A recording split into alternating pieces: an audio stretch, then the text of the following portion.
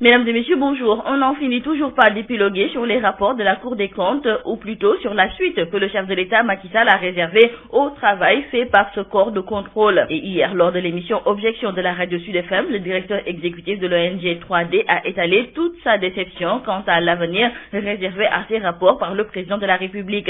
Aujourd'hui, nos confrères de Sud Quotidien nous rapportent ces propos et nous indiquent que Moundia ici trouve que ce qu'on attendait du président Macky Sall après la publication de ces rapports, ce n'est pas de dire que les manquements soient corrigés, mais plutôt qu'il donne un signal fort, à savoir démettre les personnes épinglées de leurs fonctions. Car en effet, selon Moundia Cissé, toutes les personnes citées dans les rapports de la Cour des comptes ne méritent plus de rester à leur poste. Sous ce rapport d'ailleurs, notamment le suivi réservé aux travaux des corps de contrôle, le directeur exécutif de l'ONG 3D semble donner une mauvaise note au chef de l'État, Macky Sall, par rapport à ses prédécesseurs, faisant ainsi une analyse des rapports produits par les différents organes de contrôle depuis le président Diouf.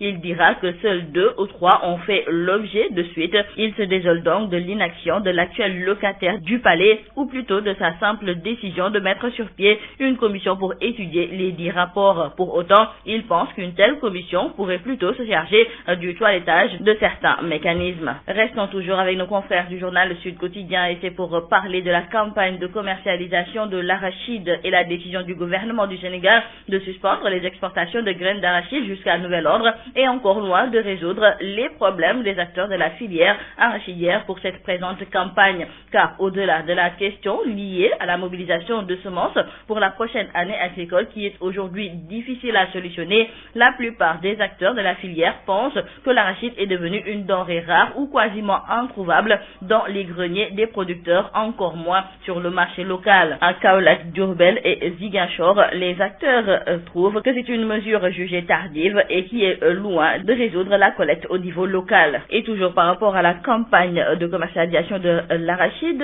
retenons avec nos confrères du quotidien LAS que si rien n'est fait, la COPEOL, la compagnie nationale de production des oléagineux, va déposer le bilan. L'huilerie, qui s'est séparée de 200 agents contractuels pour motifs économiques, est presque dans l'obligation de licencier des travailleurs permanents. Selon Ibrahima Diallo de l'intersyndicale des corps gras du Sénégal, les 7 milliards de francs CFA de dettes que l'État lui doit, ainsi que les arriérés de l'Asprodeb estimés à 4 milliards de francs CFA, ont entraîné l'entreprise dans un profond gouffre. La tribune se penche sur la politique aujourd'hui, car nos confrères ont constaté qu'au niveau de l'Alliance pour la République et de la coalition Benno Bokk Yakaar, il faut dire et signaler que la frustration gagne les rangs. Nos confrères du journal Tribune nous révèlent même que des caciques du parti et de la coalition présidentielle se sont rencontrés pour définir les angles dans le combat qu'ils comptent mener, car laissés en rade avant et après la réélection du président Sall. Dans le quotidien Le Soleil aujourd'hui, nos confrères accueillent dans leur colonne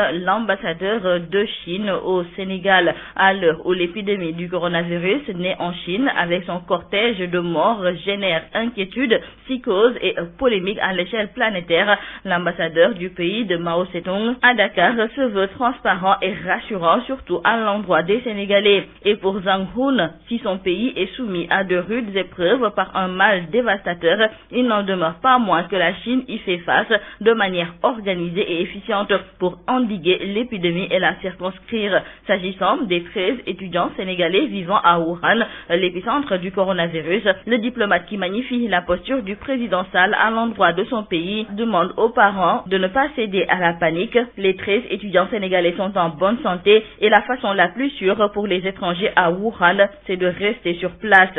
Jollof Band Trafic, ce n'est pas le titre d'un film, mais plutôt le titre qui barre la une du journal Critique. Nos confrères reviennent sur ce trafic de visas orchestré par le manager de l'artiste Viviane Chidid. Et dans le journal Critique, nos confrères nous indiquent que la chanteuse qui s'en lave les mains annonce une plainte contre Didiak Diouf qui sera déférée aujourd'hui devant le parquet après la durée légale de leur garde à vue. Et dans le journal Libération, nos confrères nous font savoir comment la section de recherche a cerné la mafia. Et l'on nous signale tout d'abord que la section de recherche a misé sur le renseignement pour cerner Didiak Diouf et compagnie, mais contrairement à ce qu'on pourrait croire, ce dernier n'est pas le cerveau de cette rocambolesque affaire, mais bien Petit Mbaye qui se disait promoteur de spectacle. Et le modus operandi était bien rodé. Petit Mbaye invente un faux concert de Viviane en Italie et Didiak Diouf confectionne un faux contrat avec le cachet détaché du Jollof Band et établi la liste des membres de l'orchestre devant accompagner la reine du Jollof Band pour la déposer à l'ambassade. Sauf que sur la liste, le guitariste ou le percussionniste sont